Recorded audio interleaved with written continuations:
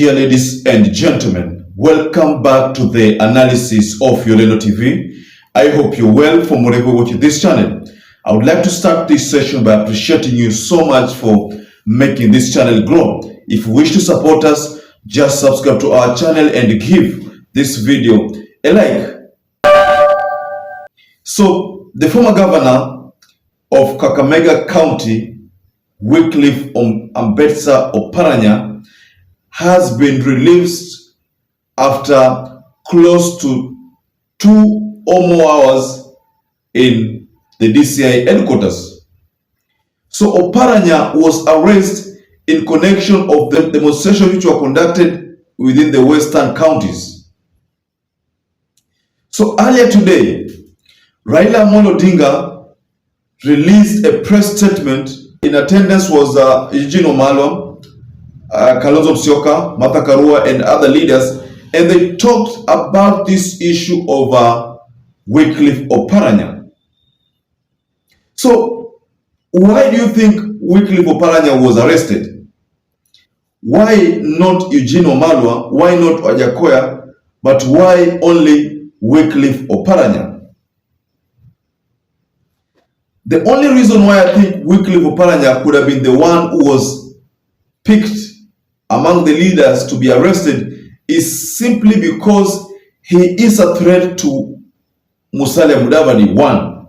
The second reason which I think Wycliffe Oparanya could have been arrested is because most of the time he is always with Raila Amolo Odinga. So they realize that if they arrest Wycliffe Oparanya, then probably watakuwa wamefika katika ile roho ya Raila Amolo Odinga, because lately you've seen that most of the time Wycliffe Oparanya is always in the company of Raila Amolo Odinga.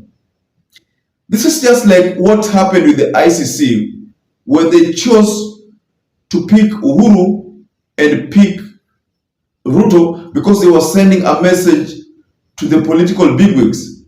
So they chose Wycliffe Oparanya because they knew that if they picked Wycliffe Oparanya, ni kama wametatiza Raila Amolo Odinga. And also, the MP for the Ukambani, who was also arrested, they did that because they knew that by doing that, it's as if they have given Kalonzo Musyoka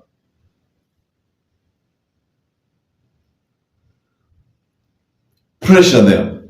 So, ladies and gentlemen, in this analysis, I want us to go deeper into the reasons why Wycliffe Oparanya could have been arrested. Because Wycliffe Oparanya, the moment he was released from the DCI, he gave a press statement. So before we get into the details of what could have been the reason why he was arrested and why was he released in such a hurry, please watch this video where Wycliffe Oparanya makes his own press statement. So ladies and gentlemen, just watch this video. By Kakamega, one meet a colleague of mine in Tomboma. He had invited me for dinner. Reaching Kayaga, I saw 3 vehicles.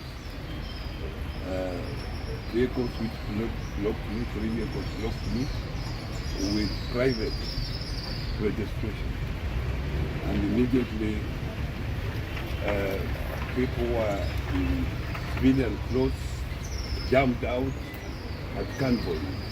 All of them holding guns towards me. So I said, what is wrong?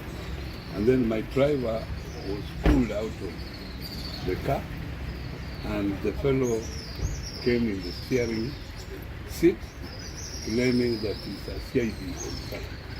I'm required at the police station to record about the demonstrations in Busia using government vehicles. So I've come here. He has been trying to talk to the Director General of CID. Unfortunately, he's not working. And he requested me to write a statement. But I declined to write a statement because the way I was treated as a criminal, I didn't like it. So my lawyer, whom I was with, Mr. Chesa here, volunteered write a statement on my behalf. So they have allowed me to go home and they will communicate to me tomorrow. So you were never questioned maybe in connection with yesterday's protests? Yeah, that's what I was being questioned, that I participated in yesterday's demonstration using government getup. That's what they are questioning me. And my lawyer is here, he wrote a statement on the same. Maybe listen back to you. If you are arrested like a terrorist, you do not need to show anything. Governor has been here all along for about 2 hours. They have not questioned him on anything. They have not accused him of anything.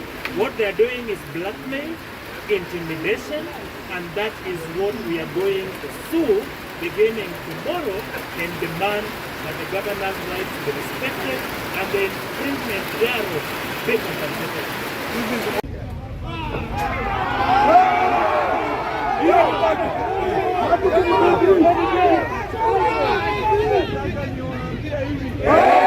Jumatatu tutakuwa na hapa na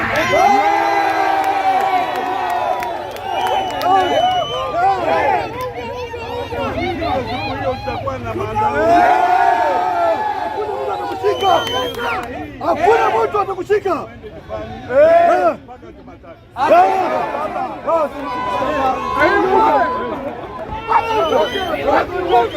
Ladies and gentlemen, from that statement that Wycliffe Oparanya has released, he has said that, one, people appeared from nowhere and are purported to be people from the officers from the CID. So he says that, and you heard it, that his driver was forced out of a car that is alleged that was a car belonging to the government. And what they said is that Oparanya used a government vehicle to conduct that peaceful demonstration. So why do you think Wycliffe Oparanya was arrested? I have given out two reasons. One of the reasons is because he is closer to Raila Amolo Odinga. The second reason that I gave out is that it's because he poses as a major threat to Musalia Mudavadi, the political ambition of Musalia Mudavadi in Western. The only person who is giving him sleepless night is Wycliffe Oparanya. And if you look at that video carefully, towards the end of that video, there is a part there where a crowd may gather in their numbers. And that crowd, since it gathered in its numbers, they were in solidarity with the former governor of Kakamega County, saying that hatutakubali ushikwe. That is what they said. And they also made a certain statement there saying that they will still demonstrate. So I want you to understand that the government has officially banned all the demonstrations. Officially, they have been banned. I saw a video from Kithure Kindiki who said that there will be no more demonstrations in Kenya. That is what the government said. But if you look at the citizens, you find that people still have that appetite for more demonstrations. Like there's a video I saw, one for Migori County, whereby the locals were still having that appetite for more demonstrations. I don't know whether I should talk about the aftermath of what happened in Mlolongo. The government is claiming that the damage there amounts to 700 million Kenya shillings. That is the amount of damage that was caused during yesterday's demonstration. That's according to what the government have said. But I know that people have still ask themselves, how did the government quantify this damage to say that it's 700 million? I mean, that's what they said. But again, that is what